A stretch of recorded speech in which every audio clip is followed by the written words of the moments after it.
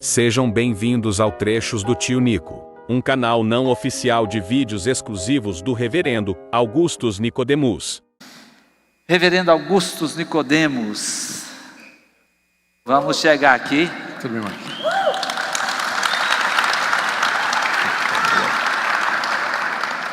Nós vamos... Tinha muita pergunta. Pergunta de cacto, do Nordeste, dessas coisas também. Como é que é lá no Nordeste? É quente, né? Não, você não tinha não. Eu estou brincando. Alô, isso. Mas tem muita coisa aqui. E aí a gente fez tentou colocar assim, umas mais leves. Ó, precisa de força isso daí. Não, Se o senhor comesse piqui, não ia precisar disso tudo. Então vá. Vamos lá. Um comedor de piqui abriria isso aqui assim, ó. Também depois que eu folguei, tá? Ah, pronto. Agora eu folguei, aí é assim que faz um comedor de piqui. Você perde... É muito sutil essas coisas. Ai. Muito bem. Reverendo. Aliás, eu precisava até corrigir uma coisa que eu disse, que eu tinha dito que o piqui era aquela fruta lá do jardim. Paraíso. Não. O piqui aparece quando diz assim: a terra vai produzir cardos e abrolhos. Eu já percebi também que quem fala com mal do piqui sempre fica pulando de um galho para o outro, achando uma explicação um dia aqui, outra explicação outro dia lá. Faz parte. Muito bem. Nós vamos começar aqui com uma pergunta bem simples. E a pessoa que fez essa pergunta, uma pessoa que gosta de culinária e tem vontade que... O senhor vai entender agora quando eu ler essa pergunta. Em Lucas, capítulo 24, 42, fala que Jesus comeu peixe assado depois que o seu corpo estava ressurreto. Diante disso, isso quer dizer, a pergunta é, isso quer dizer que na nossa ressurreição, no novo céu, na nova terra, também vamos comer peixe, carnes e outras coisas? Sim. Essa pergunta é bem interessante e não existe um consenso entre os estudiosos a respeito disso. Você vai encontrar estudiosos, pessoas bem capazes, que vão dizer que sim, e vão dizer não somente isso, que nós vamos nos alimentar, mas que nós vamos casar, que nós vamos ter filhos, vamos constituir família, ou pelo menos, vamos continuar aquela família que a gente teve aqui, e nós vamos viver mais ou menos como Adão e Eva viviam no paraíso antes da queda. Então tem alguns que acham isso. Outros acham que na ressurreição o que vai haver não é exatamente um retorno àquela vida que era no paraíso, mas o que eles chamam de paraíso restaurado a um estado mais glorioso. E aí eles apelam para a passagem que a gente leu hoje no estudo de Marcos, quando Jesus falou que na ressurreição eles não casam nem se dão em casamento. E então fica essa disputa sobre como exatamente serão os nossos corpos na ressurreição dos mortos. Já que os nossos corpos, de acordo com Paulo lá em Filipenses, eles serão semelhantes ao corpo de Jesus. Então, se Jesus comeu na presença dos discípulos, a pergunta é se nós também não faremos isso, não é? E alguns acham que aquilo que Jesus fez ali foi antes da sua glorificação. Jesus tinha ressuscitado, mas ele ainda não tinha subido aos céus em glória e se assentado à direita de Deus. Você vê que é naquele período de 40 dias da ressurreição, não é? Tanto é que quando ele ressuscita e Maria quer tocar nele, ele diz: não me toques, porque ainda não subi para o meu Pai. Está lá no Evangelho de João. Então, eu sou mais por essa teoria, por essa possibilidade de que aquilo que Jesus fez nesse período não é o padrão do que vai ser na glória, depois da ressurreição, no novo céu e na nova terra. Eu creio que nós teremos corpos gloriosos, corpos físicos, sem pecado, que não podem morrer, que vão, com o qual nós vamos explorar a beleza do novo mundo que Deus vai fazer. Mas se isso representa que a gente vai comer família, quer dizer, se vai casar, né, ter relações sexuais e tudo mais, daí eu acho que a gente não tem condição de responder essa pergunta. Essa pergunta ela fica sem uma resposta definitiva. Apenas acho que esse texto se refere àquela situação específica dentro da história de Jesus, e não é padrão para nós. Muito bom. Reverendo, eu pediram para o senhor levantar um pouquinho o microfone do senhor, se o senhor conseguir aí. Bom, assim, isso é David. O David fica o tempo todo falando Não, comigo sobre ele fica mandando mandando, mensagem, né, não deixa a gente, não dá. Ó. Reverendo, Ah, está aqui, ó, tá pegando na barba, mas tem eu barba, vou vai fazer o quê? pegar Vou ter que onde? tirar a barba, David. Pronto, melhor que eu consiga isso Olha lá, aqui. ele fica lá fazendo sinal pra gente, lá no escuro lá ainda. Ficou bom agora? Ficou bom, David? Eu não estou nem vendo a resposta Nem dele, eu também então. vejo mais, nem sei se ele está lá, se ele foi embora. Vamos lá. Tem algumas perguntas que entraram aqui que tem a ver, e algumas o senhor já tocou nelas durante as pregações do senhor, e algumas voltaram aqui, talvez querendo tirar um pouco mais de dúvida. Essa questão, a questão da soberania de Deus, que é a questão, o foco dessa pergunta. Como é que nós podemos conciliar a soberania de Deus com a ideia que Ele, e aqui a pessoa escreveu, que Ele muda de opinião frente às orações, como ocorreu no caso do rei Ezequiel? Certo, Ezequias. Ele colocou Ezequiel, mas foi o rei Ezequias, o que rei ia Ezequias. morrer e tal, e pediu para... Certo. A Bíblia ensina essas duas verdades lado a lado. Aham. Então a Bíblia é muito clara quando ela fala que Deus é soberano sobre todas as coisas e que nada existe que Deus não tenha ou decretado, ou ordenado, ou permitido. Certo. Nada acontece, nada pega Deus de surpresa, nada foge ao controle de Deus. Por outro lado, a mesma Bíblia que fala da soberania absoluta de Deus, ela fala que o homem é responsável pelas suas ações e que nossas escolhas, elas são reais, elas não são ilusórias. E que de uma forma que a gente não compreende, as decisões livres que eu tomo, no final, vai ser exatamente aquilo que Deus havia determinado antes da fundação do mundo. Só que Deus alcança os seus propósitos através das decisões livres de suas criaturas. Então, quando eu tomo uma decisão, quando eu escolho um caminho, eu faço isso porque eu quero. Eu faço isso livremente, de acordo com minha natureza. Só que no final, isso tudo já era exatamente o que Deus havia determinado que assim acontecesse. No caso das orações, não é que elas mudam, fazem com que Deus mude de ideia. Deus, quando Ele age conosco, quando Ele interage conosco, Ele faz isso de uma forma que o relacionamento dele conosco se torna bem real. Se Deus, na sua glória, na sua imutabilidade, na sua grandeza, se relacionasse diretamente com a gente como Ele é, a gente não teria um relacionamento real com Ele. Então é por isso que Ele fala como nós, o braço de Deus, os olhos de Deus, os ouvidos de Deus. Deus não tem nada disso, mas a Bíblia se refere a Deus assim. Deus se arrepende, Deus se ira, Deus se entristeceu porque criou o homem. Isso tudo é a linguagem que a Bíblia usa para descrever a maneira como Deus se relaciona conosco de maneira significativa. Então, Deus disse para Ezequias, você vai morrer. Ezequias orou e Deus mandou Isaías voltar e dizer, eu vou te atender a tua oração. Exatamente como Deus tinha planejado antes da fundação do mundo. Então, no final, vai ser exatinho como Deus queria. E você tomou as decisões que queria e orou, e Deus usa as suas orações para cumprir o plano dele. O homem não é um fantoche, Não. toma suas próprias decisões, e no final elas são aquilo que Deus tinha planejado desde a eternidade. Um exemplo muito claro está lá no livro de Atos, quando a gente vê, aliás, no final dos evangelhos, a gente vai ver amanhã, não é? Que os judeus, eles livremente rejeitaram Jesus e o entregaram para ser crucificado. Só que ao fazer isso, eles cumpriram aquilo que Deus havia decretado antes da fundação do mundo, que seu filho haveria de morrer pelos nossos pecados. Mas isso não teria acontecido se Judas não tivesse traído, se os judeus não tivessem rejeitado, se Pilatos não tivesse sido covarde, não é? Então, os meios estão todos debaixo do controle de Deus. Deus obtém os seus propósitos através das ações livres e das escolhas das suas criaturas. É isso que a Bíblia diz.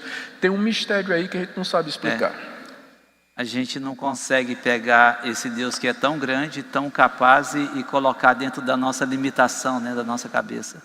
E a gente se esbarra nisso daí, né? É apenas um dos mistérios, né? Tem vários outros na Bíblia. É isso aí. Uma questão aqui.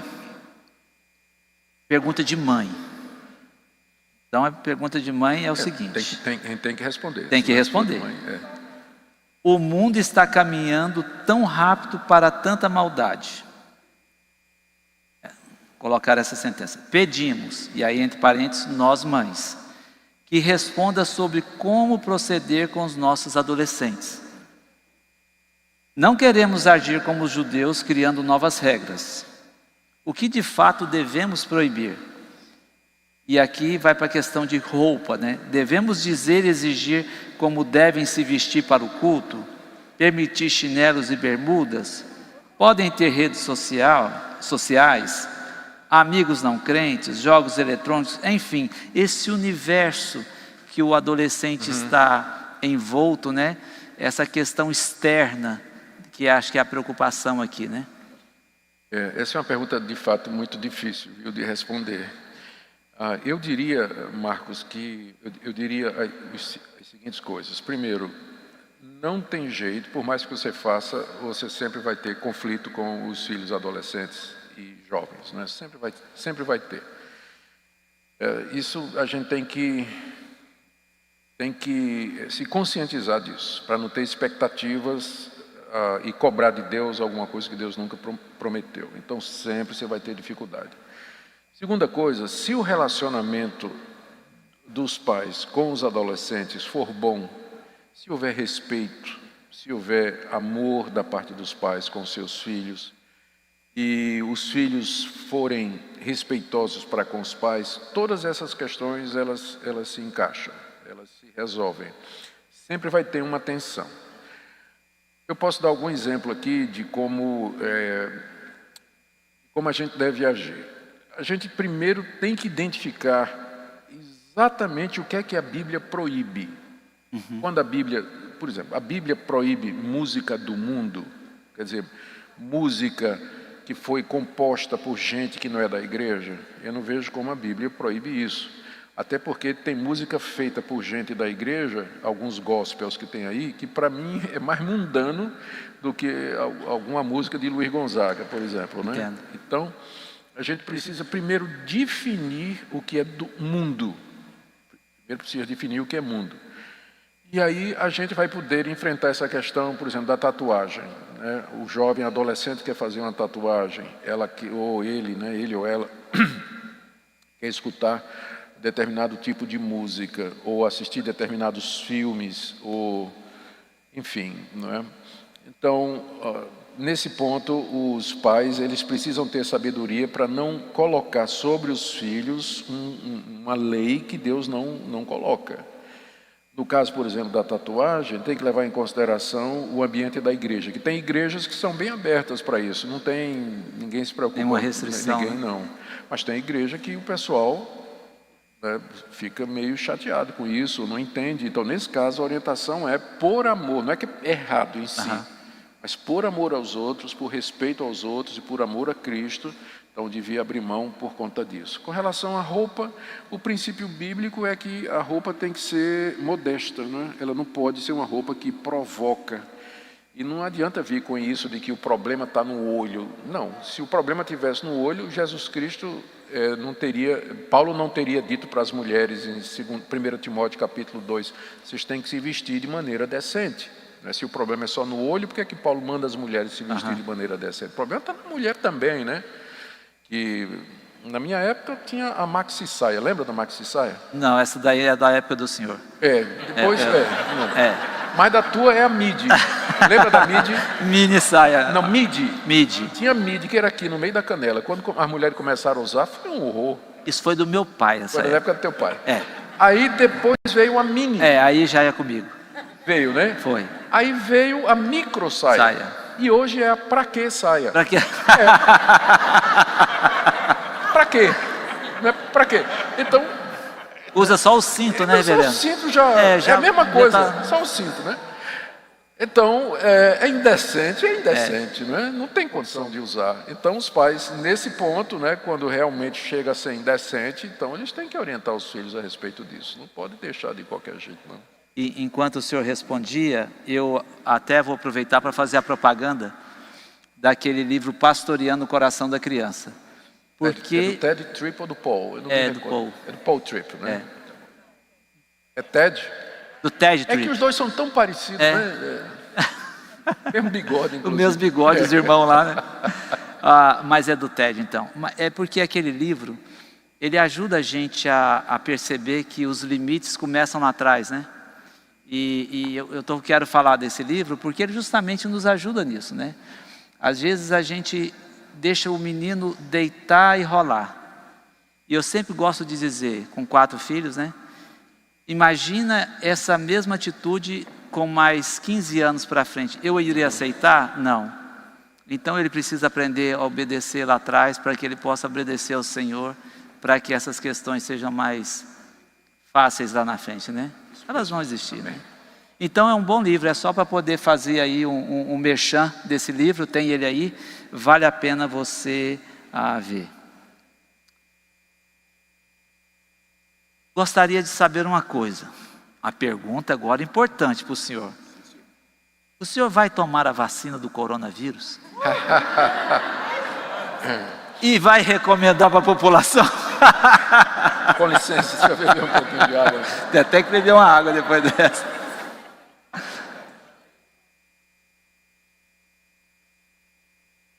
Marcos, tem muita política, tem muita politização dessa questão toda, né? Mas uma vez que a vacina ela for ratificada pela Anvisa, que é o nosso órgão de certificação, e for colocada à disposição, eu pretendo, quando chegar minha vez, não é? Porque creio que vai ser escalonada, quando chegar minha vez eu pretendo tomar sim, e eu recomendo que, estando pronta, estando disponível, todo brasileiro deveria fazer isso.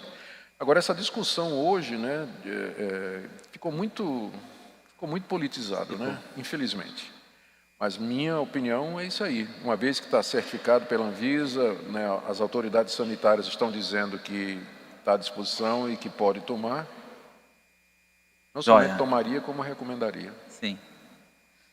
Muito bem.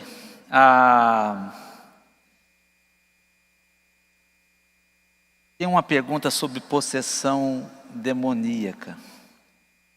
Sou presbiteriano, hein? Sim. Mas vamos lá. Por que... O que é que não tem Mas olha possessão só. em igreja presbiteriana? Mas é mais ou menos por aí. Não dá o microfone pro diabo, não. Por que ele não vai lá, né? Porque Tu dá o microfone para ele? Porque não fala... Eu pensei nisso. E aqui não fala no microfone. Por que se observam casos mais frequentes de possessão demoníacas em determinadas igrejas, em frente a outras, né? E aí a questão é por causa de uma teologia fraca? Por que tenta fazer essa relação com teologia aí? Certo. Eu acredito que muitos dos casos que são reportados como possessão demoníaca, na verdade não são, não. Certo. Não são. Tem fenômenos humanos cujos sintomas são muito... Primeiro, tem fenômenos humanos cujos sintomas são bastante parecidos com a descrição de possessão demoníaca que a gente vê na Bíblia. Então, caso de epilepsia ou outro tipo de manifestação, pessoas que têm crise ou surto, né? Então, e fica completamente fora de si ou descontrolada, e as pessoas identificam como possessão demoníaca, especialmente se a cultura daquela igreja é uma cultura onde tudo de ruim que acontece é obra do diabo. Então, primeiro, eu não creio, existe essa possibilidade. A segunda é que é um fenômeno psicológico. Deixa eu explicar, dar um exemplo aqui. Eu era pastor em Recife, há muitos anos atrás, e eu fui convidado por uma família que era de uma dessas igrejas. Eles pediram ajuda para eu atender o filho, porque os pastores não tinham dado conta, não tinha resolvido. O filho ficava possesso no quarto, já tinha quebrado tudo dentro do quarto. Uau. Né? Tudo. E aí ninguém dava jeito no rapaz. E aí, como eu era amigo da família, eu era amigo, né? Então, como última instância, tiveram que apelar para um pastor presbiteriano. Né? Eu digo, rapaz, vocês estão me chamando para um caso de possessão demoníaca. Né? E eu fui conversar, entrei no quarto com um rapaz, eu e um outro líder da igreja, e eu falei, sai em nome de Jesus. Se é demônio, tem que sair em nome de Jesus, não tem por que não sair. E não saiu, foi nada, ficou do mesmo jeito, né? A coisa continuou. Eu olhei assim e disse, rapaz, isso não é possessão não, porque se fosse em nome de Jesus, ele deveria sair. E não só eu dizendo, mas os outros pastores que estiveram lá, deveria sair. Eu disse, vocês podem levar esse menino, quando ele acalmar, vocês podem levar ele lá na minha igreja durante a semana, que eu quero bater um papo com ele. E aí eles levaram o menino, com um dia de conversa com o menino, eu descobri qual era o problema. O problema não é nada de possessão, o menino era abusado sexualmente. Ele cresceu numa igreja onde ele viu as pessoas expressando o seu sofrimento com esse tipo de manifestação, cair no chão, perder a consciência, virar os olhos, babar pelo canto da boca, e ele estava imitando, é a maneira que ele achou de expressar a dor e a angústia. Ele não estava precisando de expulsão, ele estava precisando de cura. Então, durante alguns meses eu conversei, atendi esse menino, e ele voltou ao convívio da sociedade, arrumou um emprego, e até o tempo que eu acompanhei, ele nunca mais teve qualquer outra coisa. Então não era possessão. Não era possessão. Então, muito do que o pessoal chama de possessão demoníaca aí, não é possessão. História, hein, reverendo? Não é. Tem muito disso. Então, a gente precisa ter cuidado. Agora, quem diz que não... Eu já enfrentei vários casos de possessão que eu considero legítimo no meu ministério como pastor presbiteriano. Então, quem diz que não tem isso, né, no ambiente presbiteriano, está mal informado. Pastores presbiterianos lidam com casos de possessão demoníaca. A gente apenas não faz isso em público, né, dando microfone para o diabo e fazendo um estardalhaço em torno disso aí. Trata lá no fundo, né? Isso não precisa dessa propaganda, né? Não. Não precisa dessa divulgação toda. Não, e a gente tem que lembrar que o diabo, ele possui as pessoas não só no domingo, né? Mas durante a semana verdade, durante também, a semana toda, durante a semana. E aí não tem show, não tem microfone, não tem holofote. Esses a gente trata. Quando tem casos assim que a gente percebe que a pessoa está perturbada, geralmente os diáconos são instruídos a tirar a pessoa do culto e segurar até depois do culto, e o pastor vai lá, já me aconteceu isso, de depois do culto tratar de casos dessa natureza. Porque senão rouba o lugar da palavra, né? Acaba virando, o diabo rouba o show, né? Por assim dizer. É verdade. Muito bem, uma pergunta sobre essa questão da onisciência de Jesus, em cima daquilo que o senhor tem ensinado aqui nesses dias no livro de Marcos. E a pessoa falou assim, pelo que eu entendi, o senhor definiu que Jesus não sabia quem o havia tocado no caso da mulher que fora curada em Marcos. Mas no verso 32, Jesus já sabia ser uma mulher ou não? E no caso de Lázaro, que ele já sabia que ele morrera ou não, né? E vários outros personagens que verifica-se, sabendo coisas até mesmo antes, no caso que Jesus está lá, e antes de você chegar eu tinha te visto em tal lugar, então essa questão da onisciência. Né? A gente está mexendo aqui com mais outro mistério. Eu creio que foi a segunda pergunta, né? Foi sobre o mistério da soberania de Deus e da responsabilidade humana. E nós aqui, essa pergunta, ela está lidando com mais outro mistério da fé cristã, que é da pessoa de Cristo. E essa é uma questão que os teólogos cristãos enfrentam desde o século I. Quem é de fato Jesus? A gente está vendo aqui, estudando o Evangelho de Marcos, que os discípulos, ninguém conseguia encaixar Jesus numa categoria, não é? Quem é ele? Porque ele age como Deus, ele perdoa pecados como Deus, ele faz milagres que só Deus pode fazer, mas por outro lado ele está dormindo no barco lá, ele tem fome, ele diz quem foi que me tocou, e Diz no sermão que a gente viu hoje de manhã, o sermão escatológico, ele afirmou que ele não sabia a hora da sua vinda, ele não sabia, só o Pai sabia disso. Como é que a gente concilia isso? Então, essa questão sobre a pessoa de Jesus Cristo despertou o interesse dos teólogos da igreja, os estudiosos, os pastores, os crentes, já no primeiro século, né? Quem é Jesus? E essa confusão, enquanto os apóstolos estavam vivos, já surgiram interpretações alternativas sobre quem era Jesus. Tinha um grupo que dizia, um grupo chamado de... um grupo que dizia, já vou achar o nome dele já, que Jesus, o que é que aconteceu? Eles diziam assim, Jesus era uma pessoa normal, era um homem, mas na hora do batismo, o que desceu sobre ele foi o Cristo divino, foi um herege chamado Cerinto que dizia isso. Então eram na verdade duas pessoas, não era só uma pessoa, mas eram duas, o Cristo divino que desceu do céu e o Jesus humano. E na hora que ele estava morrendo, o Cristo divino se separou dele para que ele pudesse morrer. Por isso que ele gritou na cruz, Deus meu, por que me abandonaste? Então, veja, né, para resolver o problema, ele aventou essa hipótese de que tinha duas pessoas ali dentro do envelope humano, tinha duas pessoas. Teólogos, outros disseram assim que o corpo de Jesus, a natureza humana de Jesus era só aparente. O nome é docetista, é o nome que eu estava querendo achar. Então os docetistas disseram, não, ele tem um corpo que parece humano, mas ele não é. É um holograma, se você meter a mão atravessa, não é um corpo verdadeiro. Então isso aí, já no século I você tinha gente... com essas ideias. É o que João, na carta de 1 João, está combatendo. João combate, né, os né? docetistas exatamente na sua primeira carta. Aquele que nega que Jesus veio em carne, esse é do anticristo, esse aí não é de Deus, exatamente porque já tinha essa interpretação.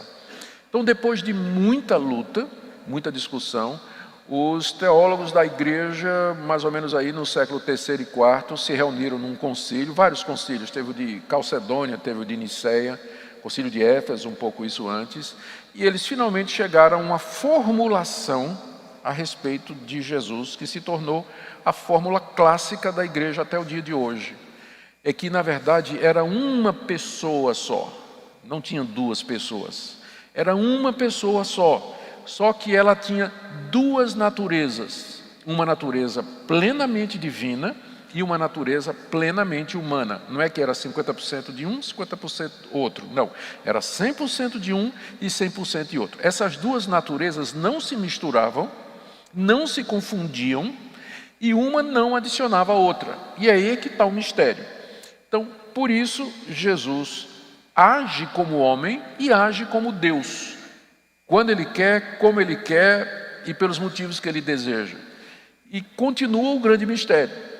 A gente não pode negar a plena divindade de Jesus e a gente não pode negar a sua plena humanidade. Tem hora que ele fala e age como homem, como nessas situações em que ele não sabe. E tem hora que ele fala e age como Deus, quando ele vê Natanael sentado debaixo da figueira, antes que você me visse, viesse, eu te vi sentado debaixo da figueira, e outras demonstrações de onisciência e de onipotência, como por exemplo os milagres sobre a natureza. Então, o que a gente tem feito, o que a igreja tem feito, é manter as duas coisas unidas numa só pessoa. Cristo é verdadeiro Deus e verdadeiro homem, é uma pessoa só, não são duas pessoas, e são duas naturezas que estão unidas, inseparáveis. Jesus é Deus e homem até hoje. Ele nunca abandonou mais a sua natureza humana, né? Depois da encarnação, ele é Deus homem para todo sempre. Para todo sempre. E é um mistério que a gente tem, né? É um mistério. Por isso, é mais uma dessas grandes questões que o cristianismo a gente reconhece que a gente não tem a resposta. É porque aí volta naquela questão também que o senhor falou lá atrás, do corpo glorificado, né? Exatamente. Porque é o corpo, o Cristo agora ele tem esse corpo humano, porém esse corpo glorificado. Glorificado. E um dia nós teremos também, quando estaremos podemos dizer que tem um de nós assentado à direita de Deus, porque Cristo é verdadeiro homem. É por isso que ele pode ser o mediador, é por isso que Paulo diz, há só um Deus e um único mediador entre Deus e os homens, Jesus Cristo, homem. Exatamente porque Cristo continua homem sentado à direita de Deus. Ele sabe o meu sofrimento, ele sabe o que é ser tentado, ele conhece a fraqueza da nossa carne, por isso que ele pode interceder por nós, porque ele nos conhece. É um mistério. É um mistério. Mistério, irmão. Muito bem. Bom, essa daqui o senhor já falou um pouco lá atrás. Podemos... Pula. Eu vou pular ela, porque tem a ver com... Se o novo céu tem a ver com o jardim do Éden, tudo como parece.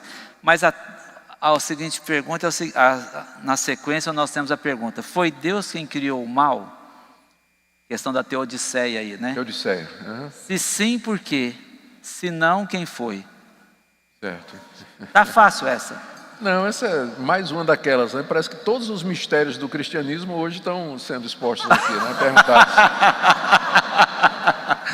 Ai, ai. Isso. Você vai encontrar teólogos de certo renome que eles vão dizer que de uma forma ou de outra, quer seja de maneira direta ou indireta, o mal não estaria no mundo se não fosse pelo desejo de Deus. E eu vou nessa linha. Uhum. De uma maneira que eu não sei como, o mal está no universo bom que Deus criou, de uma maneira em que Deus não é o seu autor, e ele mesmo não é tentado por esse mal. Então, isso porque a Bíblia nunca atribui o mal a Deus, ao contrário. A Bíblia diz que Deus se revolta com o mal, que Deus detesta o mal, que ele não pode ser tentado pelo mal, que ele vai punir todo o mal, que o mal sempre é colocado na porta dos anjos caídos, Satanás principalmente, e dos homens, e da raça humana, Adão e Eva. Então, sempre a Bíblia atribui o pecado e as consequências aos seres morais que Deus criou e que se rebelaram contra ele. Mas, é claro, a própria Escritura, toda clareza, fala que não existe absolutamente nada que não tenha sido por decreto de Deus. Então, o mal existe porque, de uma forma ou de outra, Deus permite ou quis que o mal estivesse no mundo, mas ele fez isso de uma maneira que ele não pode ser chamado de o autor do mal. A questão toda, Marcos, é que a gente está lidando com um ser que é muito, muito maior do que nós. Quando a gente tenta entender Deus como se fosse um homem, a gente vai ter problemas. Sim. Mas Deus é de tal forma que Ele consegue fazer isso sem que haja contradição nele. Como a gente não sabe. Porque humanamente falando, é impossível Deus ser soberano e o homem responsável. Né? Humanamente falando, é impossível. Não tem como fazer isso, é um paradoxo. Mas estamos falando de um ser tal que ele é capaz de fazer aquilo que para nós humanos não tem sentido, não bate na nossa cabeça. E aí é que está o grande apelo do cristianismo. O cristianismo nunca procurou apresentar uma razão para quem é Deus ou motivo para o que ele faz. A Bíblia já começa dizendo, no princípio criou Deus os céus e a terra. Não procura apresentar quem é Deus, quem criou Deus, de onde ele veio, quanto tempo ele existe, nada. Já começa apresentando Deus. Ele existe e ele criou os céus e a terra. Ele é o cartão de visita de Deus. Gênesis 1, ele é o Criador, Senhor absoluto. A Bíblia não tenta explicar determinadas coisas, não é uma religião racionalista. Quando você tenta racionalizar, você vai acabar caindo nos extremos e nos erros que aconteceram durante a história da igreja, quando as pessoas tentaram achar uma explicação filosófica, racionalista, para aquilo que a Bíblia não explica. E é, por exemplo, uma questão como essa daí. Nessa linha, essa teologia do processo, ela é então seria ela voltando lá atrás e querendo explicar Deus de uma certa forma agora? Sim, a teologia do processo é exatamente uma dessas tentativas racionalistas que está mais relacionado com aquela pergunta que foi feita antes. Diz que Deus evolui e progride junto com a natureza. É uma tentativa de combinar a teoria da evolução, não somente aplicada à questão das origens, mas também ao andamento do universo hoje. O universo está numa constante evolução e Deus evolui juntamente com o universo. Então Deus não é um ser imutável, estático, mas é um Deus que está aprendendo, né? É um Deus que se arrepende, é um Deus que aprende com seus erros, é um Deus que fica inventando coisas novas e tudo mais. Essa é uma chamada teologia do processo. E eu fico pensando que um erro, talvez, agora ouvindo o senhor falar, é que quando a pessoa quer desassociar a questão do mal de Deus, ela começa a ir por esse caminho, né? Por que o tsunami destruiu tudo? Isso. Agora aí já é uma outra explicação que é chamada teologia relacional ou teísmo aberto, que para resolver salvar a cara de Deus, né? Limpar a barra dele? Para limpar a barra de Deus, diz que Deus não conhece o futuro. Por isso que Deus não pôde evitar a queda do homem, porque ele fez o teste, mas ele não sabia o que Adão ia fazer. Então, catástrofes naturais ou grandes tragédias que acontecem, por exemplo, essa pandemia, né? Isso aí pegou todo mundo de surpresa, inclusive Deus, porque Deus não conhece o futuro. Deus não conhece o futuro.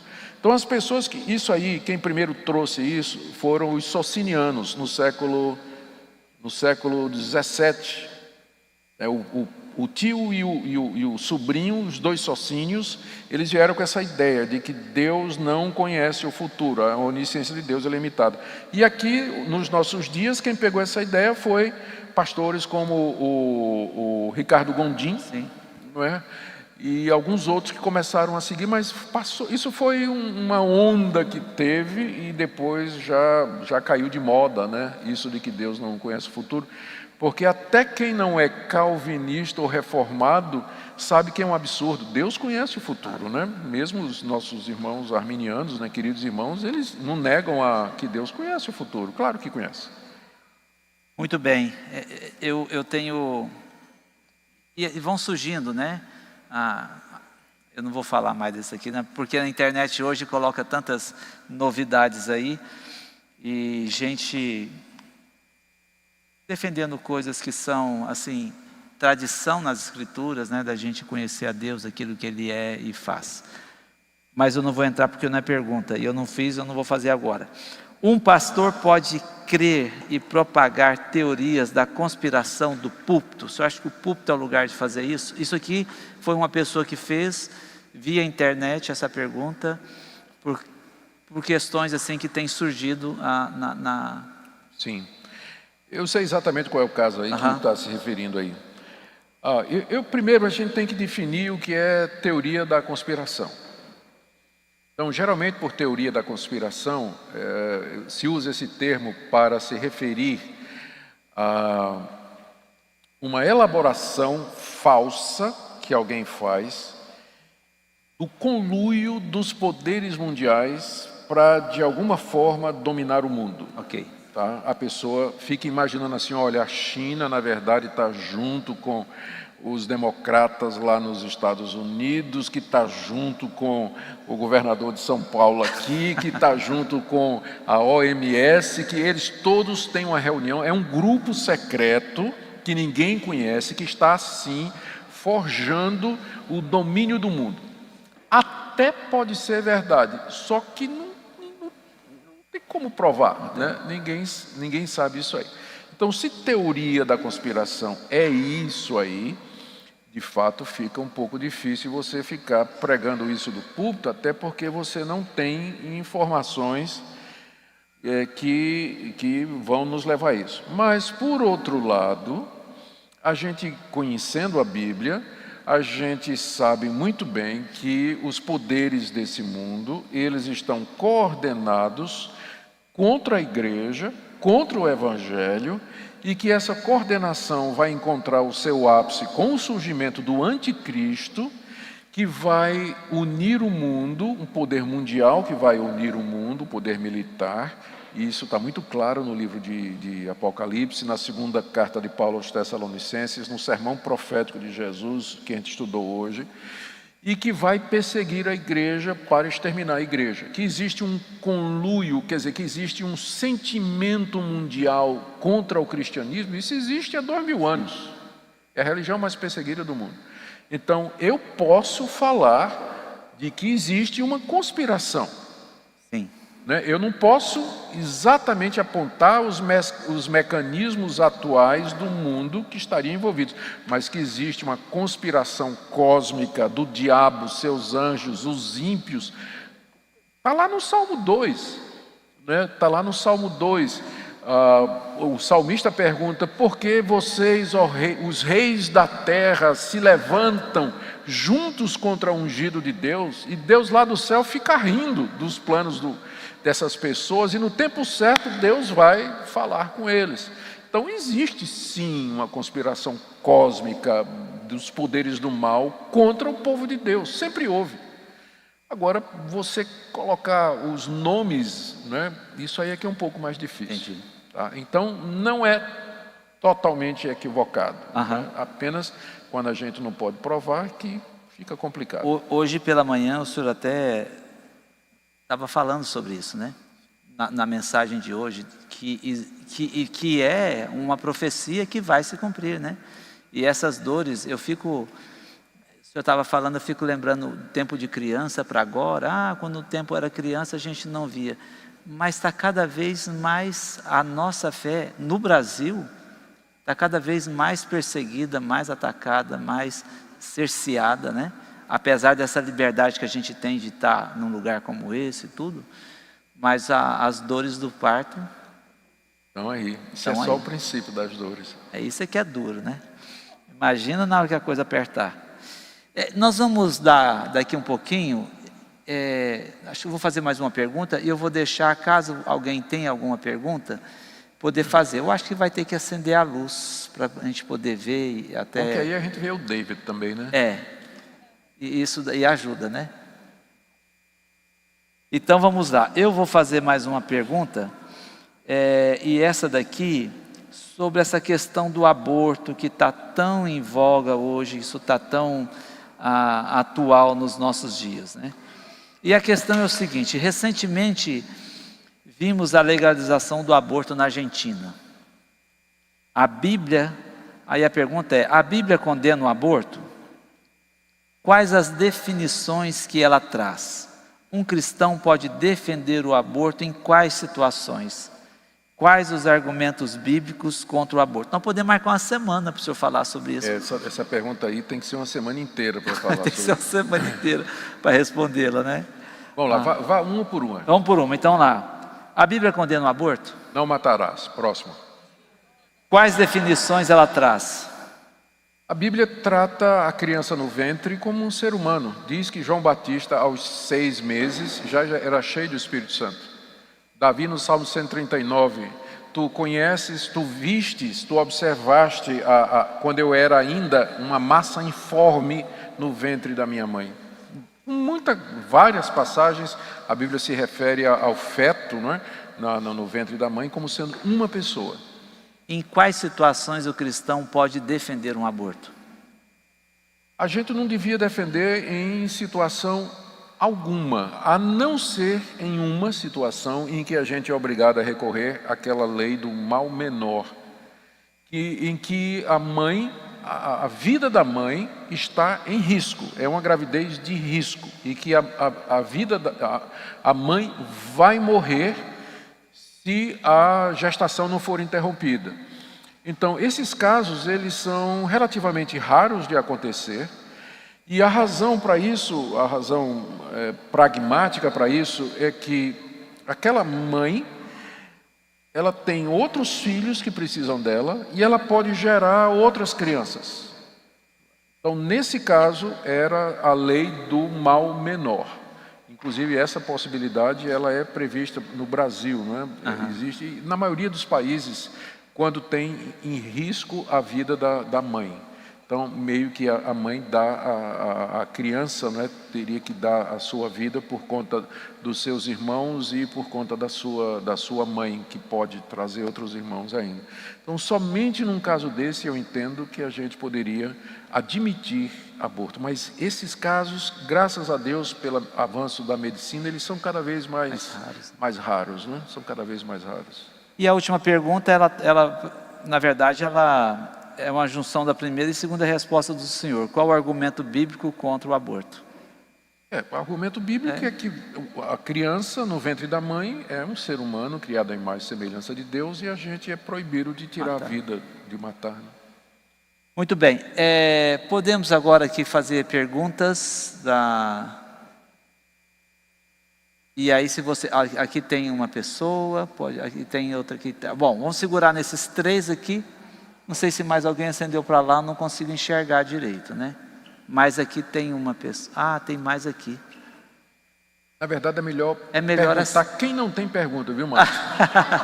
Pela quantidade de mão que tem. Ali, de camisa preta ao lado de azul. Está aqui? É daí que a gente... Se puder pedir para tirar a máscara para falar no microfone. É melhor, porque né? com a máscara a gente não ouve direito. Boa noite. Eu vou fazer uma pergunta para as crianças que estão do meu lado, que elas pediram, tá? Se os animais vão para o céu ou não. Cachorro, etc. Os animais vão para o céu. Geralmente as crianças fazem as perguntas mais difíceis, né? Cachorro, os animais assim. Não, eles não vão para o céu, porque não tem espírito, né? Eles não têm, né? Morreu ali e acabou. Mas eu não sei se no novo céu e na nova terra, eu creio que quando Deus refizer o mundo, provavelmente nós teremos animais lá. No primeiro paraíso tinha. No primeiro paraíso tinha. Então, por que no segundo nós não teríamos? O leão vai deitar com a ovelha. Isso é uma profecia lá de Isaías, né? Falando a respeito desse período do novo céu e da nova terra. Então, não creio que vá para o céu, mas na nova terra, no novo mundo que Deus vai fazer, é possível que a gente tenha essa variedade maravilhosa de animais. Né? De animais. Ali. Pastor, Efésios nos diz que nós somos salvos pela graça, mediante a fé, isso não vem de nós, é dom de Deus.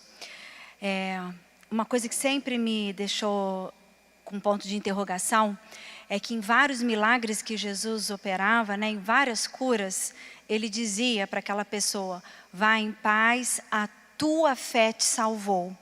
Eu queria que o senhor explicasse isso. Isso. Salvar ali não se refere à salvação eterna, mas você pode substituir pela palavra curar. Vá em paz, a tua fé te curou. Não está se referindo à salvação eterna necessariamente, mas à cura. Salvou da doença. É que o verbo para isso, para curar, a libertação ou a cura de uma pessoa, por exemplo, no caso daquela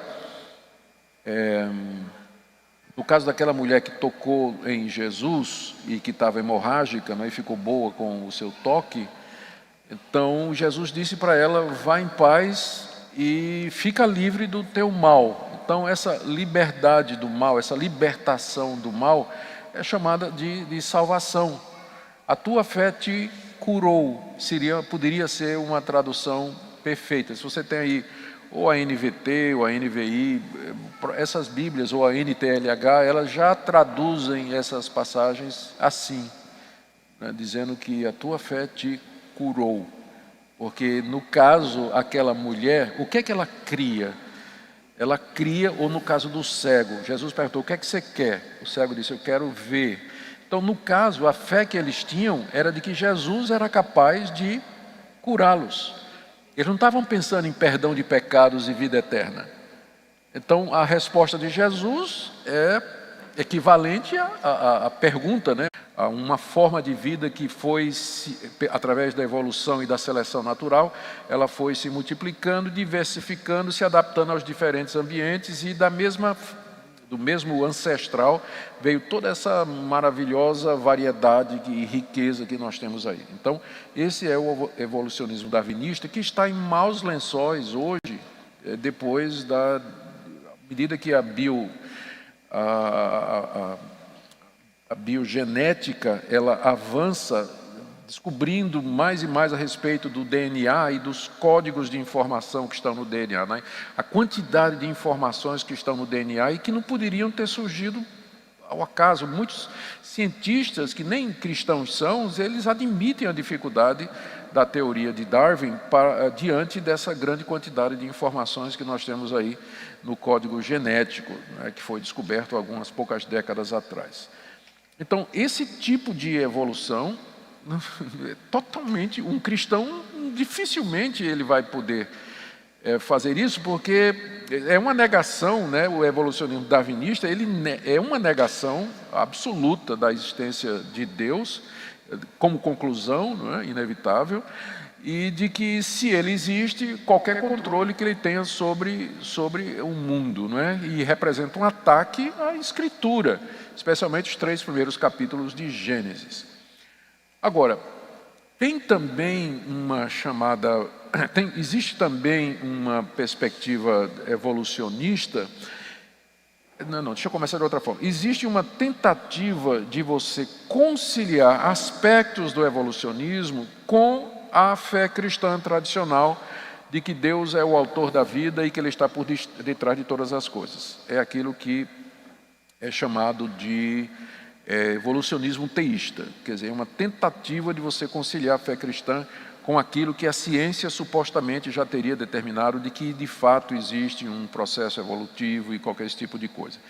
Mesmo dentro do evoteísmo, existem diferentes linhas. Existe uma linha que diz, sim, nós todos eles na verdade dizem, viemos de um ancestral comum, e Deus foi gerindo, supervisionando cada passo da evolução. Deus usou a evolução como mecanismo para a criação. O grande problema disso aí é que não é, os darwinistas vão olhar para isso aí e vão dizer, mas isso aí não é evolução, porque um Deus que usa a evolução, Deus sabe todas as coisas, então Deus já sabe o resultado do que é que vai acontecer. Isso não bate com o darwinismo, que diz que o processo é totalmente randômico, aleatório. Como é que um Deus onisciente pode conduzir um processo aleatório?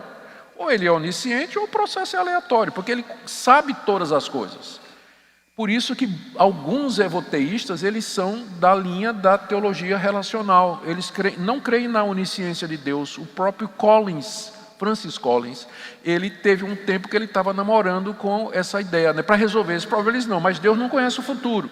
Então Deus não saberia quais seriam os resultados da evolução, né? Porque na hora que sabe, deixa de ser teoria da evolução. Um dos pilares da teoria é exatamente a questão randômica, aleatória, não é? Então, bom, mas voltando, essa teoria teria dito que Deus, de alguma forma, supervisionaria o processo evolutivo, e a uma certa altura, quando já haveria humanoides espalhados pelo mundo, ele escolheu um casal, que ele chamou de Adão e Eva, fez um pacto com esse casal. A essa altura já tinha morte, já tinha pecado. Adão e Eva não teriam sido o primeiro casal, muito menos o casal que introduziu o pecado no mundo, mas apenas um casal de humanoides que Deus escolheu, com quem ele fez uma aliança e a quem se revelou como sendo Deus, Criador dos céus e da terra. Então, mais ou menos vai nessa linha aí.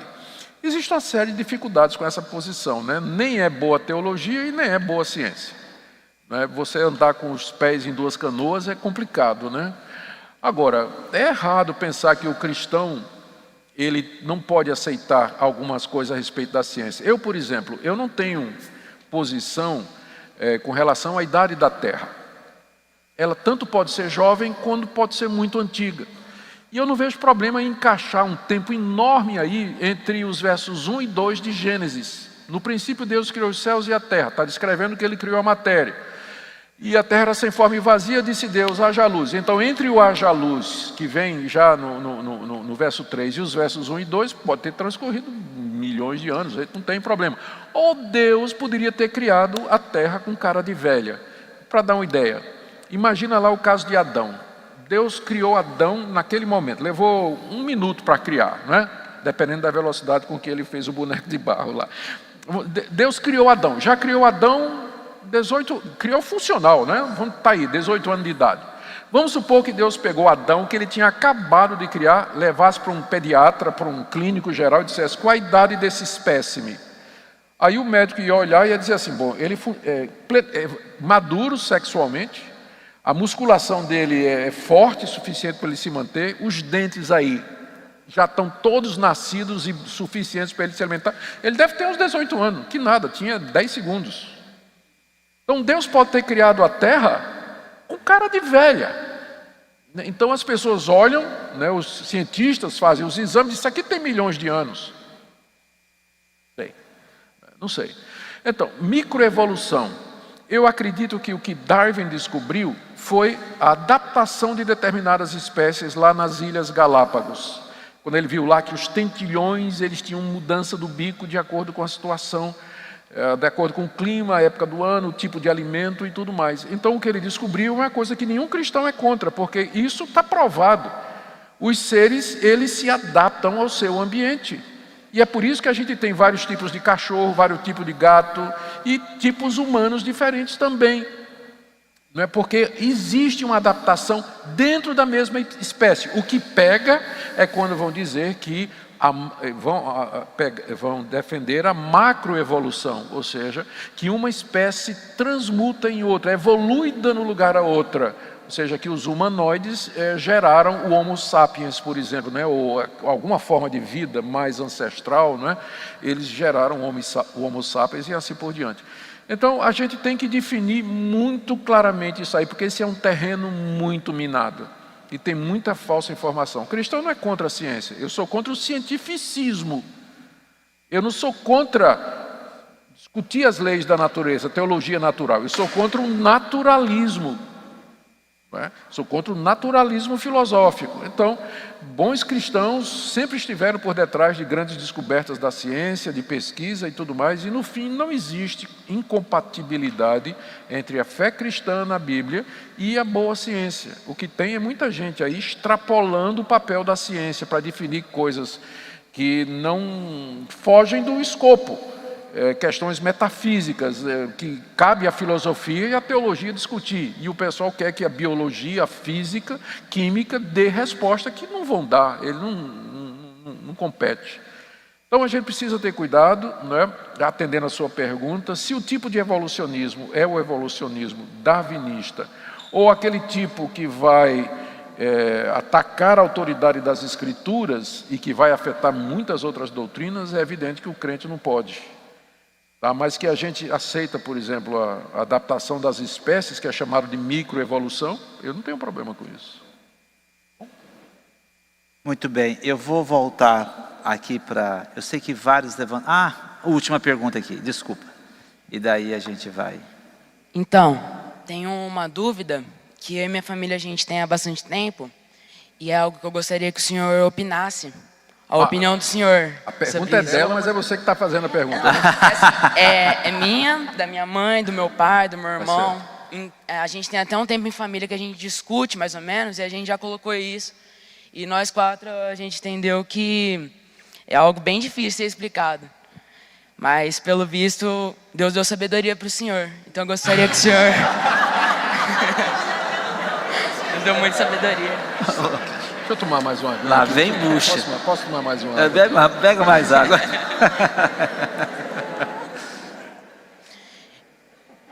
Diga, meu filho, vamos lá. Então eu gostaria de saber o ponto de vista do senhor. Se uma criança ou um bebê, que obviamente ainda não chegou na idade da razão, e se ele falecer, ele iria para o céu ou para o inferno? Certo. Existem 3 respostas para isso aí, e todas elas defendidas por gente boa.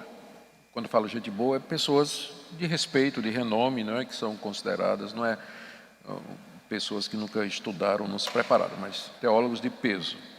A primeira resposta é a seguinte, que se for filho da aliança, ou seja, se nasceu de pais cristãos, e que dedicaram a criança a Deus e que são servos de Deus. No caso dos presbiterianos seria batismo, do batista seria apresentação. Então, qualquer caso, os pais, né, ofereceram, apresentaram o filho a Deus e oraram pelo filho, oravam pelo filho e tudo mais, e se morrer, vai para o céu. Então, tem quem defenda isso. Não estou dizendo que está certo, estou só dizendo quais são as posições. A segunda posição é que diz assim: se a criança for eleita, se ela estiver entre os predestinados, ela vai para o céu. Se não tiver, ela vai para o inferno. Ela vai para o inferno. Também não estou dizendo que eu creio nisso, estou dizendo que essa é uma posição. E tem muita gente que pensa assim. E a terceira possibilidade, que é a que eu penso que é a menos complicada, é que toda criança que morre antes de conscientemente cometer o primeiro pecado, idade que a gente não sabe, que varia de criança para criança, mas o que importa é que Deus sabe, o momento em que aquela criança, ela voluntariamente pecou. Então, se ela morre antes disso, ela está entre aquelas pessoas por quem Cristo morreu na cruz. Então, o pecado dela, que não é dela, mas o pecado original é levado por Cristo na cruz do Calvário e, portanto, ela não vai ser responsabilizada por isso.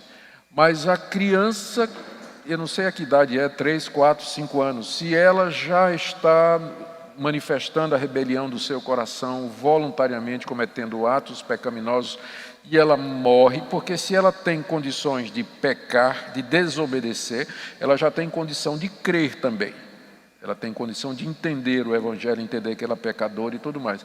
Então, se ela morre, nesse período em que ela é já responsável e está em pleno uso de suas faculdades mentais, ela vai responder diante de Deus. E aí, então, seria, no caso, condenação se ela não crer, não é? Tá certo? É uma pergunta, sempre criança está fazendo a pergunta mais difícil, viu? É um enigma. É enigma. Muito obrigado. Bom, então o Célio vai fazer a última ali, e daí nós vamos voltar para cá. Nosso tempo está apertado. Vamos lá. Reverendo, aqui. Fala. Reverendo, sobre design inteligente. Gostaria de uma perspectiva do senhor. Design inteligente. Design inteligente é o nome que se dá a um movimento que é distinto do criacionismo. O criacionismo, ele diz que Deus criou o mundo e que esse Deus é o Deus judaico-cristão, é o Deus da Bíblia, e que ele criou o mundo em 7 dias de 24 horas, como a Bíblia diz, e que a Terra, ela é uma terra recente, a julgar pelas genealogias que você conta, né, desde o tempo de Noé e tudo mais, você chega à conclusão que a terra é relativamente jovem. Nem todo criacionista, tem criacionista de terra jovem e criacionista de terra antiga. Mas a maior parte geralmente é da terra nova, né? O design inteligente é um nome que foi dado a um movimento que nasce dentro do criacionismo e que foi encabeçado por cientistas cristãos que achavam que a gente, para combater o evolucionismo, não pode combater com religião. A gente tem que combater com ciência. E aí, o ponto de ataque no evolucionismo darwinista é exatamente no ponto central, que o evolucionismo darwinista diz que tudo que existe hoje é resultado da seleção natural, não guiada, que seleciona as mutações randômicas ao acaso e que permitem ou favorecem o desenvolvimento de uma determinada espécie mais do que outras. E que o mundo, portanto, ele não tem significado, ele não é projetado, o mundo não foi projetado. Tudo que aconteceu, aconteceu por acaso. A ponto do Richard Dawkins, que é o ateu mais conhecido hoje e um dos maiores defensores do evolucionismo darwinista, ele ter declarado numa certa ocasião: eu tenho que admitir que parece que tem um design, parece que tem um propósito, a gente olha assim, parece que tem, mas é ilusório. É ilusório, porque não tem Deus. Então é tudo por acaso, né? O mundo é o que é. Por isso que eles dizem que tem que ter bilhões e bilhões de anos, né? Para poder dar tempo de o acaso fazer isso. É mais ou menos você colocar um macaco em frente de um teclado e ele digitar a enciclopédia britânica. Então é possível um macaco fazer isso? É, mas ele tem que ter aí 1 trilhão de anos tentando, né? E de repente, por acaso, ele vai lá e digita a enciclopédia. Né?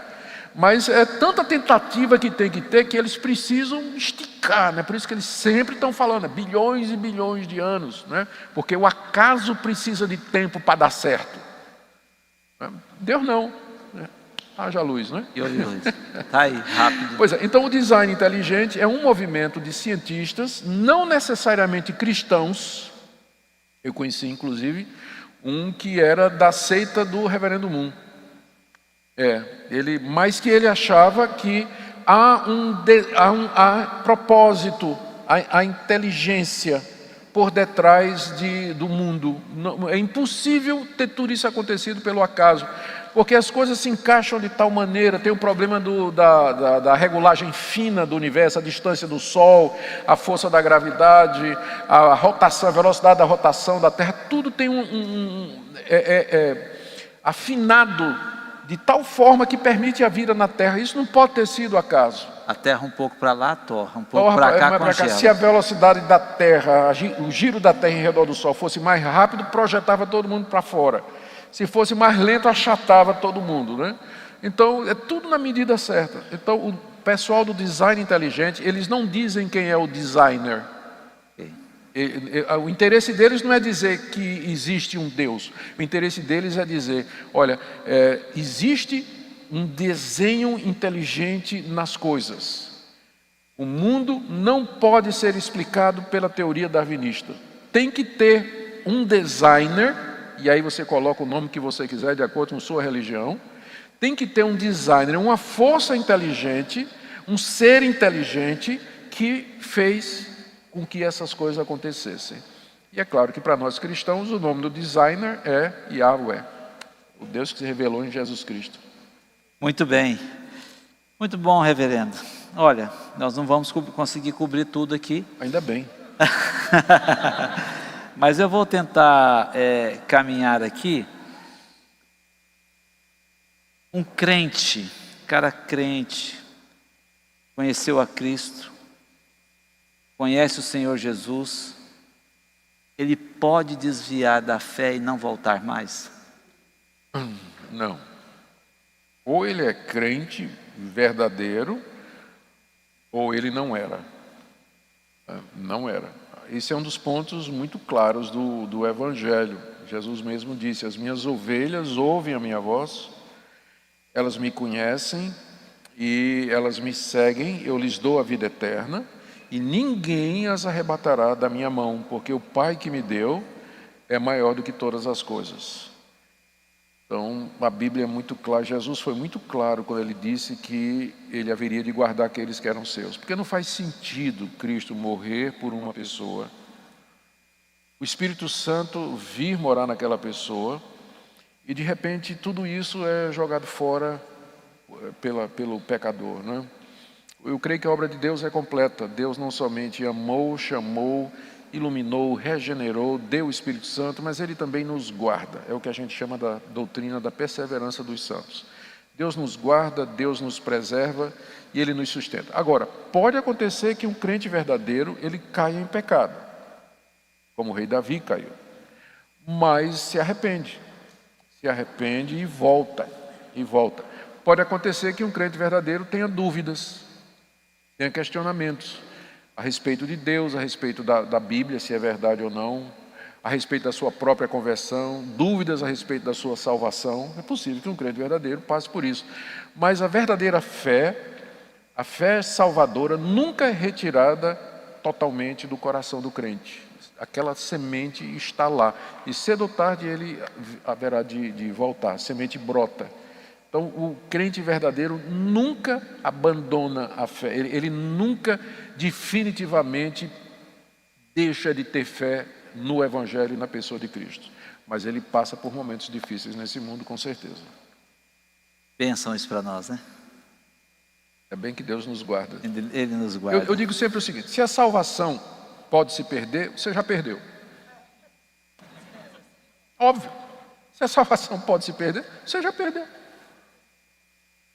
Porque todo dia está... Claro, todo dia você dá uma pataquada, né? Você fala bobagem, tem um pensamento, dá uma olhada pelo canto do olho para a mulher do próximo, e por aí vai. É a graça. Deus está vendo, né? E tá vendo. Deus está vendo. Reverendo, vou mudar o foco agora da conversa.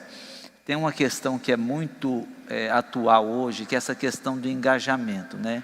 Com as redes sociais isso se tornou assim, tomou um vulto muito grande e as pessoas até têm uma divisão, até a própria questão do coronavírus, da vacina, isso tem causado divisões. E aí a pergunta é o seguinte: é coerente um cristão seja revolucionário, promovendo protesto, causando, caminhando por esse meio? É um terreno muito difícil, viu, Marcos? Nós precisamos de gente que possa, de alguma forma, se pronunciar a respeito de questões onde um pronunciamento cabe. Certo. Vamos supor, o governo, ou existe um projeto de lei que está prestes a ser votado e que ele libera o aborto no Brasil, em todas as... Então, nós precisamos de crentes nas redes sociais que se posicionem e que se manifestem, usem o poder da rede social para, de alguma maneira, influenciar os deputados, senadores, aqueles que vão participar da votação.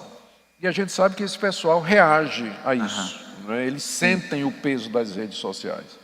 Então, nós precisamos de pessoas, né, que possam fazer isso. O problema é que muitos dos jovens cristãos que têm sentido a necessidade disso e têm se disposto a fazer isso, eles não estão preparados.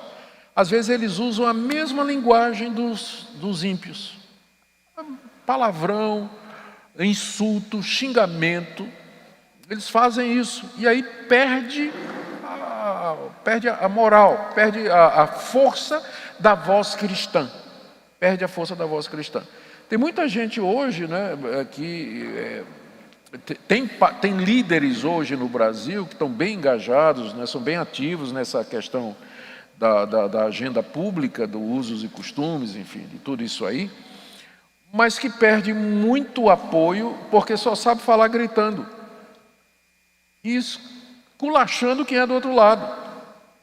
Então eu, por exemplo, gostaria de apoiar muito, publicamente, usar o segmento que eu tenho, né, nas redes sociais para dar apoio, mas eu não tenho coragem. Porque aí, se você apoia, parece que você está concordando com aquele postura, estilo, né, de linguagem, aquele xingamento, aquele histerismo, né, histriônico. Não dá. Então, sim, nós precisamos de gente que se posicione, mas que faça isso como cristão. Como a própria palavra de Deus fala a respeito disso, né? Lá no livro de Colossenses, está dizendo que a gente tem que estar preparado para dar sempre, aliás é Pedro que fala isso, né? Que nós precisamos estar sempre preparados para dar razão da fé que há em nós, mas tem que falar isso de uma forma que não ofenda a fé, que não prejudique os nossos valores. Então eu creio sim que pode haver engajamento, mas... dessa maneira. Né? Tem que ter sabedoria e postura, tem que sabedoria, né? Postura exatamente. cristã, Senão né? vai ser uma guerra vai ser de xingão para lá, xingão para cá, rótulo para lá, rótulo para cá, xinga a mãe do cara lá, o cara xinga a mãe dele aqui, tá nisso. A gente vê muito isso no Twitter, então. O Twitter hoje é quase que o esgoto da internet, né? Ali praticamente é terrível, né? Impossível de você seguir. Muito bom, reverendo. Isso aqui o senhor comentou... Vão cancelar minha conta no Twitter, mas tudo bem. E o duro, gente, está sendo transmitido. É? Então já era. Eu ia dizer para editar isso aí, cortar, mas não vai dar mais tempo agora. E tem 160 pessoas online, eu recebi aqui agora. Então, eu acho que não dá tempo do senhor descer, já cancelaram antes. Não. Então, que venha. Desculpa, reverendo. Que venha, tem que fazer o quê? Muito bem. O senhor comentou aqui sobre blasfêmia no Espírito, contra o Espírito Santo. Isso. E essa pergunta voltou. E eu estou trazendo aqui porque algumas pessoas comentaram comigo, eu não ouvi, eu queria entender. Sim. Então a blasfêmia contra o Espírito Santo aplica-se exclusivamente às ações de Cristo narradas nas Escrituras, ou pode ser aplicadas ou entendidas e ditas as manifestações do Espírito Santo hoje, na nossa contemporaneidade? Não, tem a ver com Cristo. Embora o nome seja blasfêmia contra o Espírito Santo, mas é falar mal do Espírito Santo enquanto aquele por meio de quem Cristo fez os sinais e prodígios. Então, no fim, é alguma coisa que atinge a pessoa de Cristo. Cristo é um endemoniado, ele estava possuído por um demônio. Então, embora o nome seja blasfêmia contra o Espírito Santo, mas no final é contra a pessoa do próprio Senhor Jesus. E hoje em dia é a mesma coisa.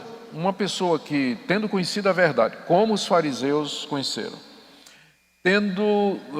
tendo consciência de todos os sinais e prodígios que Cristo fez, como os fariseus tinham também, eles eram inclusive testemunhas oculares, e você explica aquilo tudo, a explicação que você encontra é que ele é um endemoniado e que foi pelo poder de Satanás que ele fazia essas coisas. Uma pessoa que diz isso, ela já está no caminho ao contrário da salvação e do qual não tem volta. Não tem volta. Por isso que Jesus disse, não tem perdão. Quando a pessoa chega nesse ponto, é porque ele já passou aquela linha de onde... É como na decolagem, né, de um avião.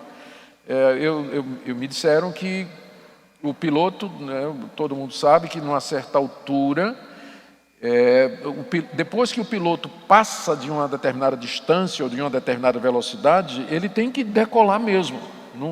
Passou aquilo ali, não tem volta. Não tem arrependimento. Não, mas... passou aquele... E nessas horas, eu até ouvi uma vez um pastor dizendo que você quer saber se um crente está com um problema, ele foi na reunião de oração. Chegou lá, é porque ele está passando por alguma luta. Isso. E a pergunta é, nos momentos de turbulência e adversidade, nós oramos com fervor, com constância. Como que a gente faz para ter o mesmo fervor para orarmos nos momentos de calmaria, quando tudo está na bonança? Certo, eu acho que essa pergunta, ela, com todo respeito, ela parte de uma premissa um pouco equivocada, de que para Deus atender a oração, ela tem que ser uma oração fervorosa, do tipo assim, Senhor, por favor, de todo o coração eu peço, e a pessoa se envolve, e a pessoa chora, e a pessoa sente coisas. É bom quando isso acontece, não tem nada de mal com isso. Mas eu não vejo que a eficácia da oração está relacionada à emoção que você sente quando você ora, que o pessoal chama de fervor. Certo. O que importa na oração, de fato, é a fé. É a fé em Deus. É você confiar em Deus e você descansar em Deus. E é a mesma fé que você tem em tempos de tribulação, em tempos de calmaria. Outra coisa que garante a eficácia da oração, sem ser o fervor, é a mediação de Cristo. As nossas orações só são ouvidas porque Cristo é o nosso mediador e o Espírito Santo intercede por nós, Romanos capítulo 8. E isso em tempos de calmaria ou em tempos de provação e de dificuldade. E isso de que em tempo de dificuldade que o crente ora com mais fervor, também não é sempre verdade. Porque às vezes quando a tribulação vem, o sofrimento vem, a reação não é o crente orar com fervor, mas o crente esfriar. Ele fica indignado com Deus. Por que isso está acontecendo comigo? Por que Deus deixou que isso acontecesse? Então, nem sempre o crente reage com oração fervorosa no meio da tribulação. Ele pode até endurecer o coração. O sofrimento faz, às vezes, o coração ficar duro. A pessoa questionar a justiça de Deus ou o amor de Deus, a dúvida entra no coração. Será que orar vai resolver? Será que Deus vai atender a minha oração no meio de toda essa... Um crente verdadeiro, de repente, ele pode entrar num período na verdade, de frieza durante a tribulação. Então, o que importa é que a gente cultive a fé. E a fé não é um sentimento. É a firme certeza de que Deus nos ama e que em Cristo Jesus Ele vai fazer o que é melhor para nós e nos entregarmos completamente na mão dEle. Isso em qualquer situação da vida. Não é tanto a postura, não é tanto a entrega externa, mas é aquilo que está lá no coração. Eu lembro de uma história de um pastor pregando, que ele disse que tinha uma pessoa assim, lá no templo, cantando, né? E ele começou a sorrir, né? E começou a cantar e abriu o olho e começou a rir e tudo. E tinha um outro cantando lá, sério assim para baixo, né? E acabou o culto, ele foi perguntar, o que foi que você estava olhando? Deus estava falando com você, você estava alegre, você estava rindo? Ele falou, não, o senhor está vendo que tem uma teia de aranha lá em cima, porque pensa, como é que esse cara vai limpar esse trem lá? Mas o outro não, o outro estava quietinho ali, mas estava realmente... Estava olhando ali, né? É ruim pra caramba, né? Vou usar essa ilustração. Não, essa é boa. Vou usar essa ilustração. Mas, muito bem, dom de línguas, não podia faltar. Não. Dom de línguas Isso. estranhas. Aí vem, existiu, existe, eram línguas ou estranhas ou eram idiomas. Como interpretar e lidar com essa pressão na igreja hoje? Algumas igrejas que uma marca de que a pessoa recebeu o Espírito, né? Isso é comum ainda nos nossos dias. Aqui vamos fazer como daquela outra vez. Sim, vamos lá. Vai, uma por uma. Línguas estranhas, existiu? Sim. No dia de Pentecostes, e nas igrejas do primeiro século, era um dom, um dos muitos dons do Espírito Santo era o dom de falar em línguas, isso sem dúvida. Existe? Eu não vejo razão para que não exista. Não tem nenhuma razão para que não exista. Agora, tem que lembrar que é o único dom geminado. É o único dom que precisa de outro, que é o dom da interpretação. Paulo diz em 1 Coríntios capítulo 14, se alguém falar em línguas, que sejam 2, no máximo 3, em sequência, e que tenha quem interprete. Se não tiver intérprete, fique calado na igreja, falando consigo mesmo e com Deus. É o único dom geminado, é esse aí. Então, e que existe hoje, eu creio que Deus pode conceder esse dom. Mas não o que eu vejo acontecer nas igrejas aí, não parece o que Paulo descreve lá em 1 Coríntios 14. O que a gente vê é todo mundo falando ao mesmo tempo, muito mais do que 3, né? E o Espírito Santo sabe contar. Depois do terceiro já não é ele. Com certeza, né? Porque ele não diz lá, né? 2, no máximo 3. O número 4 já não é ele. Já não é ele. Não estou dizendo que é o diabo também, mas tem muita coisa humana aí no meio, né? Então, todo mundo falando em língua, ao mesmo tempo, sem interpretação, não bate com o que a Bíblia diz. Línguas estranhas ou idiomas? Idiomas, não há dúvida. É só ver o dia de Pentecostes. O milagre foi na boca dos discípulos. Eles falaram das nações. E a multidão escutou aquilo ali. Eu lembro de uma brincadeira que o dom não foi de línguas, foi de ouvido, né? Porque cada um ouvia na sua própria língua, né? A questão é que o Espírito Santo tinha descido sobre os apóstolos, não tinha descido sobre a multidão. Então o milagre foi nos apóstolos, né? Foi o Mas dom é interessante, né? Que eles falavam e cada um ouvia na sua própria o dom das línguas ali. Perfeitamente. Reverendo, como interpretar e lidar com a pressão disso da igreja hoje? Primeiro, não tente imitar o dom de línguas. Que a pressão acaba sendo essa. E tem igreja que o pastor vai dizer assim, que o pastor ensina as pessoas como falar em línguas. E não é, diz assim, forma uma palavra que não existe na tua cabeça. A pessoa forma, diz, agora solta ali, fica repetindo essa palavra. O pessoal pensa que, mas tem pastor que faz isso mesmo. Ensina, né? Ensina como falar em línguas e quebrando tudo que a Bíblia diz, né? Que a soberania do Espírito, o Espírito Santo concede os dons conforme Ele quer, conforme Ele deseja, especialmente esse. E também tem a questão que é feita uma associação, a maior pressão vem disso aí, é feita uma associação entre o batismo com o Espírito Santo e o dom de línguas. Então, as línguas, elas seriam uma prova de que a pessoa foi batizada com o Espírito Santo. E quem é que não quer ser batizado com o Espírito Santo? Então, isso pode levar a pessoa a, de alguma forma, forçar a barra. São dois problemas aí. O primeiro é que vê o batismo com o Espírito Santo como sendo uma experiência subsequente à conversão. E não é. O batismo com o Espírito Santo, na verdade, depois do dia de Pentecostes e depois que o período do livro de Atos se fecha, ele acontece quando a pessoa se converte. 1 de Coríntios, capítulo 12, todos nós fomos batizados no mesmo Espírito. Todos nós, está lá, 1 Coríntios capítulo 12, verso 12. No mesmo capítulo, Paulo pergunta, falam todos em língua? E a resposta é, não. Todos foram batizados com o Espírito Santo, mas nem todos falam em língua. Então o problema dessa posição é que liga línguas com o batismo com o Espírito Santo e diz, todo mundo que é batizado com o Espírito Santo fala em língua. O apóstolo Paulo diz outra coisa em 1 Coríntios 12. Então a pessoa tem que estar preparada e tem que dizer o seguinte, se Deus quiser me dar o dom de línguas, Ele vai me dar. Eu não vou procurar, eu não vou, porque quando a Bíblia manda procurar os melhores dons, que no contexto é o dom de ensino, o dom da palavra, é só ler lá no contexto.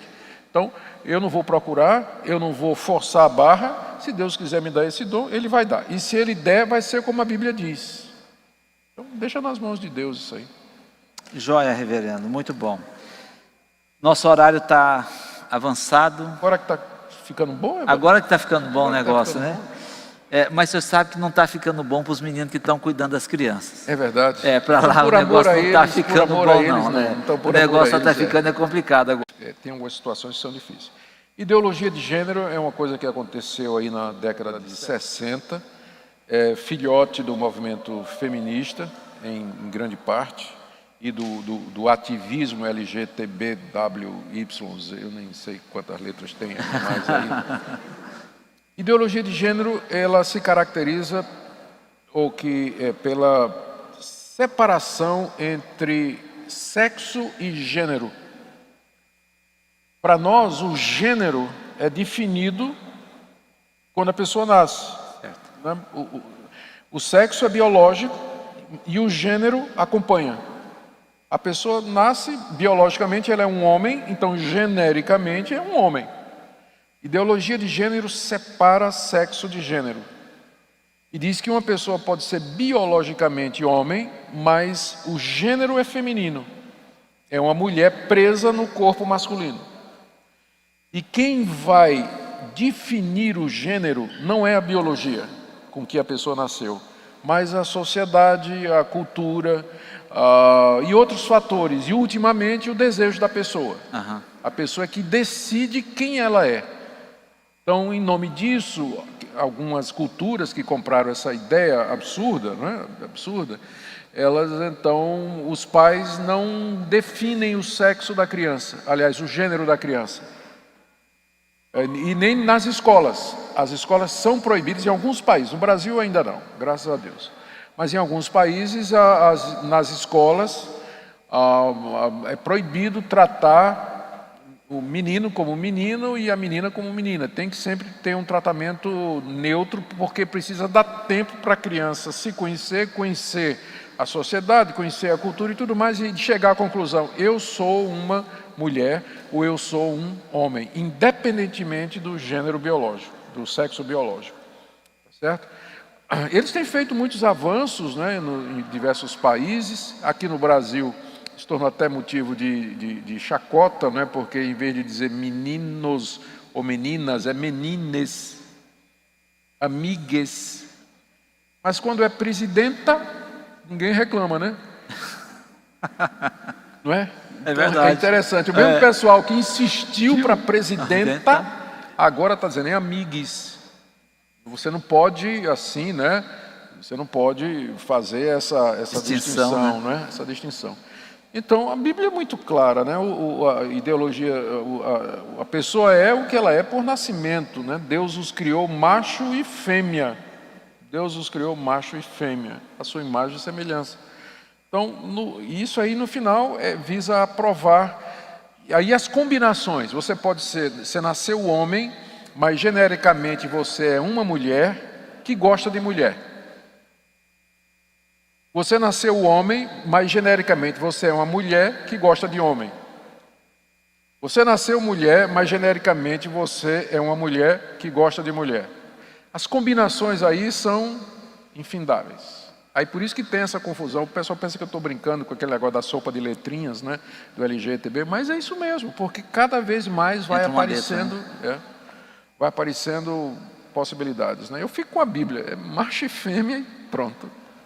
Tão Sou simples, binário. né? Reverendo, dentro dessa pergunta, a última parte dela, porque quando fala do posicionamento, mas ele fala, o senhor crê que um marxismo cultural, o senhor crê em um marxismo cultural propagado pela China? Da China só conheço o corona e a vacina. Eu também não tenho, não. Não, mas eu entendo.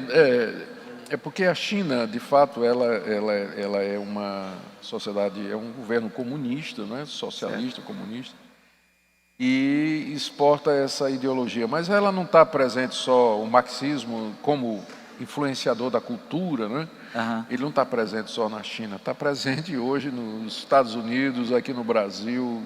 É uma tendência muito grande, né, das esquerdas radicais aí, e de algumas brandas também.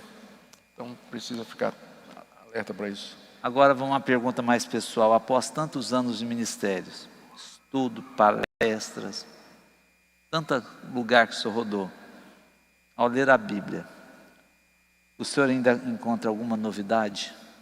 Ah, sim. Sempre. Veja, com os anos, há menos novidades em termos de conteúdo. Aham. Então, por exemplo, agora o Evangelho de Marcos. Já li o Evangelho de Marcos quantas vezes? Mas, e agora, quando eu me preparava, né, para cá, estudei, li o Evangelho de novo, fiz as divisões e tudo mais, não tinha nenhuma novidade. Mas reler o Evangelho de Marcos e ver todas aquelas verdades fizeram um bem muito grande para mim. Então, se não abençoar ninguém, pelo menos a mim, eu tenho certeza que eu saio daqui abençoado e rever todas essas doutrinas maravilhosas. E, Tem sido muita bênção, viu? amém. A gente sai daqui vibrando com o Cristo que a gente serve, né? Esse é o propósito. É incrível a gente olhar Jesus e como que Deus arquiteta e faz todas aquelas questões, né? Tem sido, o senhor pode ter certeza. Amém. E daí, eu vou para o bate e volta aqui, para poder a gente terminar. São perguntas rápidas, o senhor está acostumado com a gente fazer. Vamos lá. Então vamos lá, um pregador brasileiro. Pregador brasileiro, Hernandes Dias Lopes. Um pregador internacional. Don Carson. O prato preferido. Pique. Tinha um coro ali. Prato predileto, feijão, arroz, farofa e uma carnezinha grelhada. Prato Delícia. Esporte que é bom. Esporte que é bom. Mototurismo radical. Andar de motocicleta. Se eu fosse um milionário, eu teria um. Se eu fosse milionário, eu teria um. Está difícil. Eu acho que eu teria uma casa. Eu teria uma casa na Europa. Moraria na Europa.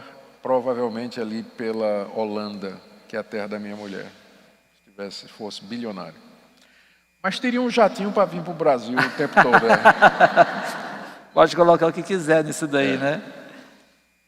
Essa aqui eu acho que eu já perguntei uma vez, mas vai ser de novo. Uma viagem de moto. A do sonho. Viagem dos sonhos.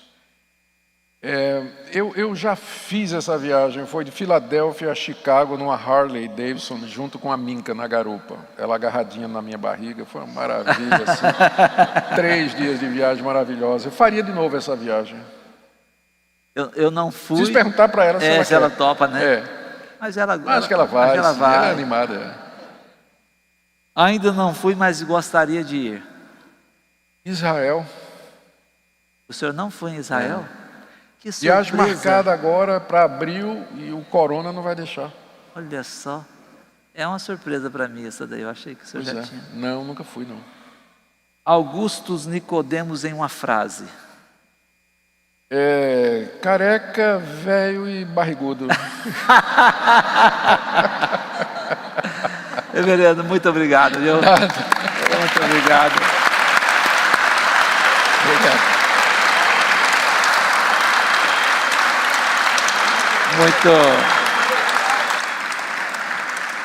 É sempre muito bom e para mim é um prazer, né? Eu sei que o pastor Felipe Nel, eu sempre colocava ele para fazer, agora eu faço às vezes, ele deve ficar num ciúme de mim, sabe, nesses dias. Ô Mota, deixa eu ficar lá um pouquinho, porque é muito gostoso estar aqui com o senhor. Eu agradeço muito isso, prazer é nosso. Esse é um privilégio, uma oportunidade. Eu vou deixar ele numa próxima, falando, Daniel, vai lá bater um papo com o reverendo. Combinado. Mas muito obrigado, um tempo muito especial, muito esclarecedor, né? A gente fica grato a Deus por tudo aquilo que Ele tem dado ao Senhor desses anos, e a nossa oração é que Ele possa levá-lo avante, firme, dependente dEle. Amém. Né? Durante muito tempo. Eu quero terminar esse tempo orando, agradecendo a Deus pelo Senhor, agradecendo por esse tempo nosso aqui, tá bom?